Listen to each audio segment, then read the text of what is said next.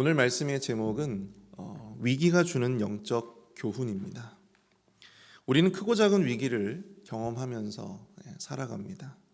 누구나 위기를 경험하지만 누구나 그 위기를 잘 극복하는 것은 아닙니다. 사람마다 그 위기를 대하는 모습이 다르기 때문이죠. 제가 어렸을 때 저희 집에 물질적인 큰 위기가 닥친 적이 있었습니다. 저희 아버님이 보증을 잘못 쓰셔서 아주 큰 돈을, 당시에 아주 큰 돈을 떼어야만 했어요. 어린 저의 눈에도 상황이 너무나 심각해 보였습니다. 집을 내놓고 이사를 가야 되느냐 말아야 되느냐 이런 이야기들이 오갔던 것 같아요. 그런데 그때 제가 기억나는 것은 저희 부모님들이 함께 새벽 예배를, 새벽 기도를 하러 다니셨다라고 하는 사실입니다. 아파트에서 새벽 예배 나가시는 어머니 아버지를 이렇게 내려다 보면서 좀 그런 생각을 했던 것 같아요. 아니 지금 집을 내놓고 이사를 가야 되는 상황 가운데 어떻게 저렇게 태평하실 수가 있을까? 어린 마음에 도무지 이해가 되지 않았습니다. 하지만 지금 그 당시에 그 물질적인 위기 가운데 두 분의 그 결단이 얼마나 힘들고 대단한 것이었는지 지금은 너무나도 잘 알고 있죠. 여러분, 저희 집이 그 돈을 떼었을까요? 떼었으면 제가 말씀을 안 드리죠. 그죠? 오늘 본문을 보시면 다니엘과 이 세 친구들도 큰 위기 가운데 놓이게 됩니다. 우리가 어제 담임 목사님의 설교를 들었지만 다중인격적이고 아주 포악하기 그지없는 이 느부갓네살 왕이 한 꿈을 꾸게 되는데 그 꿈이 무엇인지 밝혀내질 못하니까 화가 나서 바벨론의 모든 지혜자들을 죽이라는 어처구니 없는 명령을 내리게 됩니다. 꿈의 해석을 맞추는 것도 참 쉽지 않은 일인데 꿈 자체를 맞추라는 것이죠. 아마도 느부갓네살 왕조차도 자신이 꾼 꿈이 보통 상서로운 꿈이 아니라고 생각이 되었을 것 같아요. 그래서 이것을 확실하게 깨닫지 못하면 자신과 혹은 이 제국의 안위에 큰 위협이 될 것이다 생각을 했던 것 같습니다. 그래서 이토록 그것을 밝혀내는 데 아주 혈안이 되었던 것 같습니다. 오늘 이 새벽에는 이 엄청난 위기 가운데 놓인 이 다니엘과 세 친구들이 보여준 모습을 통해서 이 삶의 위기를 경험하는 이 그리스도인들에게 주는 영적인 교훈을 몇 가지 함께 살펴보고자 합니다. 첫 번째로, 지혜로운 말은 위기를 기회로 바꿀 수 있다라고 하는 사실입니다. 오늘 본문 14절 말씀을 보시면 그때 왕의 근위대장 아리옥이 바벨론 지혜자들을 죽이러 나가매 다니엘이 명철하고 슬기로운 말로 왕의 근위대장 아리옥에게 물어 이르되 왕의 명령이 어찌 그리 급하냐 하니 아리옥이 그 일을 다니엘에게 알리매. 급히 왕의 명령을 수행하기 위해서 이 바벨론의 모든 지혜자들을 죽이러 떠나는 이 근위대장 아리옥에게 다니엘은 명철하고 슬기로운 말로 묻습니다.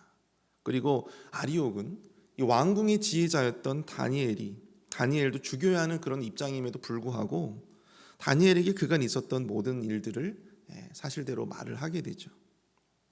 재밌는 것은 다니엘이 아리옥에게 했던 그 말을 성경은 명철하고 슬기로운 말로 그렇게 표현하고 있다는 건 사실입니다. 다니엘이 아리옥에게 했던 그 말, NIV 성경은 이것을 wisdom and tact 해서 지혜와 재치 그렇게 표현을 하고 있고요.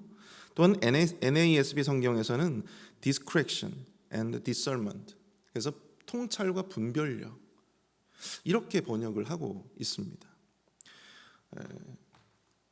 그의 이 통찰력 있고 또한 분별력 있는 말, 지혜롭고 재치 있는 이 말 한마디로 다니엘과 세 친구들은 하나님께 기도하고 또 그것을 하나님으로부터 이 위기를 벗어날 수 있는 중요한 시간을 벌게 되었다라고 하는 사실이죠. 다니엘의 지혜로운 말 한마디가 위기를 기회로 바꾸는 신의 한 수가 되었던 것입니다. 위기 속에서 우리는 자칫 두렵고 또한 불안한 마음에 이 말의 실수를 범하기가 참 쉽습니다. 두려움과 불안에 사로잡혀서 입술로 하나님을 원망하기도 하고 또 우리 주변에 우리에게 선의를 가지고 우리를 도우려고 하는 많은 사람들에게 상처를 주기도 합니다. 그러나 그런 말들은 위기를 극복하는데 아무런 도움이 되지 못한다는 사실이죠. 민수기 14장 28절에 보시면 가나안 땅을 정탐하고 도무지 그 땅을 정탐할 수 없다고 낙심하고 낙담하고 하나님 앞에 원망하고 불평하고 있었던 이스라엘 백성들에게 하나님께서는 이런 말씀을 주십니다. 너희 말이 내 귀에 들린 대로 행하리니. 너희 말이 내 귀에 들린 대로 행하겠다. 사랑하는 성도 여러분, 위기일수록, 삶의 위기일수록 낙심과 원망 그리고 불평이 아니라 신중하고 보다 분별력 있는 말을 하실 수 있기를 축복합니다. 우리 하나님은 그 귀에 들리는 대로 행하시고 그 귀에 들리는 대로 보응하십니다. 위기의 순간에 원망과 불평이 아니라 신중하고 분별력 있는 말로 위기를 기회로 바꾸는 놀라운 은혜가 저와 여러분들에게 있어지기를 축복합니다. 두 번째로, 우리는 위기일수록 함께 기도해야 한다는 사실입니다. 오늘 보면 17절과 18절을 한번 같이 한번 읽어보겠습니다. 시작. 이에 다니엘이 자기 집으로 돌아가서 그 친구 하나냐와 미사엘과 아사랴에게 그 일을 알리고 하늘에 계신 하나님이 이 은밀한 일에 대하여 불쌍히 여기사 다니엘과 친구들이 바벨론의 다른 지혜자들과 함께 죽임을 당하지 않게 하시기를 그들로 하여금 구하게 하니라. 아멘. 위기 속에서 다니엘이 할 수 있는 것은 무엇이었을까요? 그것은 바로 함께 기도하는 것이었습니다. 오늘 본문에서 다니엘은 자신의 친구들과 함께 기도의 자리로 나아갑니다. 함께 기도의 제목을 나누고 또 함께 기도합니다.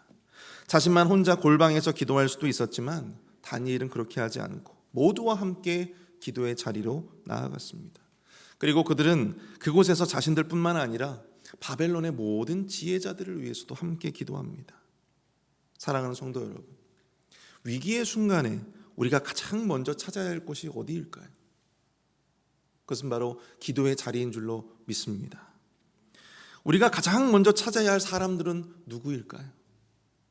그것은 바로 우리와 함께 기도해 줄 수 있는 사람들을 찾는 거예요. 성경을 보시면 합심으로 기도해서 그 능력을 경험한 많은 기사들이 등장합니다. 우리 사무엘상 7장을 보시면 블레셋이라고 하는 아주 강력한 대적을 앞두고 사무엘은 미스바의 사람들을 모읍니다. 그리고 그것에서 사람들과 회개하면서 함께 하나님 앞에 도움을 구합니다. 에스라 10장에서는 학사 에스라가 어떻게 합니까? 이스라엘 백성들의 영적 타락을 두고 하나님의 성전 앞에서 홀로 울며 기도하고 있을 때 백성의 무리들이 함께 나와서, 큰 무리가 나와서 함께 에스라와 함께 울며 회개하며 기도했어요. 그리고 그 결과 이스라엘의 영적인 갱신운동이 일어나기 시작합니다. 사도행전 1장에서는 어떻습니까? 예수님이 승천하신 후에 두려움에 사로잡혀 있었던 예수님의 제자들, 그 제자들이 함께 다락방에 모여서 함께 기도합니다. 그리고 그들은 오순절에 성령의 능력, 성령을 체험하는 놀라운 은혜를 경험하게 되는 것이죠. 사랑하는 성도 여러분, 위기의 순간에 함께 기도하실 수 있기를 축복합니다. 우리가 혼자 기도하는 것도 정말로 중요하죠. 그런데 그 기도의 제목을 자신만 알고 있는 것이 아니라 우리 모든 공동체와 함께 기도할 수 있는 은혜가 있기를 바랍니다. 어떤 분들은 아주 큰 어려움을 당하셨는데 뒤늦게 알리시는 분들이 있어요. 아니 어떻게 이렇게 늦게 알려주셨냐고, 왜 말씀하지 않으셨냐고 물어보면 한결같이 그렇게 말씀하세요. 아유, 저보다도 더 힘드신 분들도 많은데 제가 폐가 되지는 않을까. 그래서 알려주지 않으시는 분들도 많이 있습니다. 그런데 여러분, 목회자가 왜 있습니까? 장로님들이 왜 계십니까? 우리 성도님들이 왜 함께합니까? 교회 공동체가 왜 있습니까? 우리가 그러할 때 함께 기도하고 함께 마음을 모으고 함께 주님께로 나아가기 위해 있는 것 아니겠습니까? 사랑하는 성도 여러분, 함께 기도할 수 있기를 축복합니다. 교회는 개인의 위기와 고난도 함께 기도할 수 있는 공동체입니다.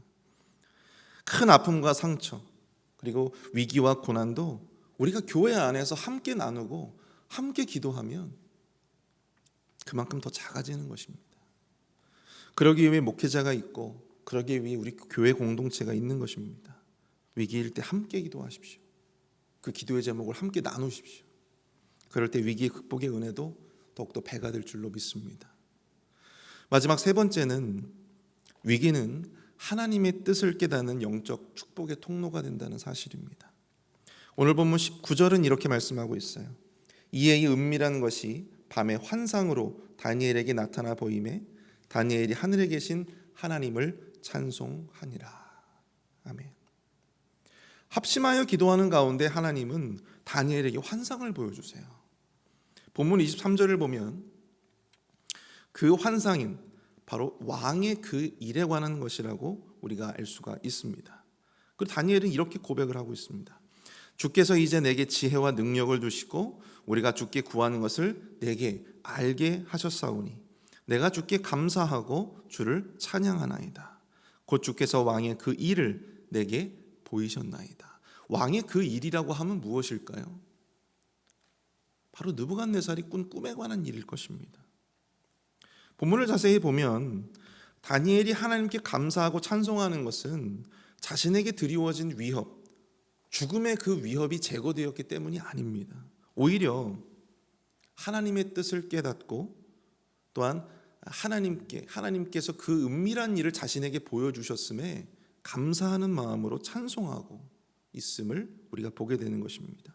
은밀한 것, 보이지 않는 것, 깨닫지 못했던 것을 보이게 하시고 깨닫게 하신 그 하나님을 찬송하고 있는 것이죠. 위기 가운데 위기 가운데 하나님은 우리로 하여금 기도하게 하시고 또한 그것을 통해서 하나님의 뜻을 깨닫게 하십니다.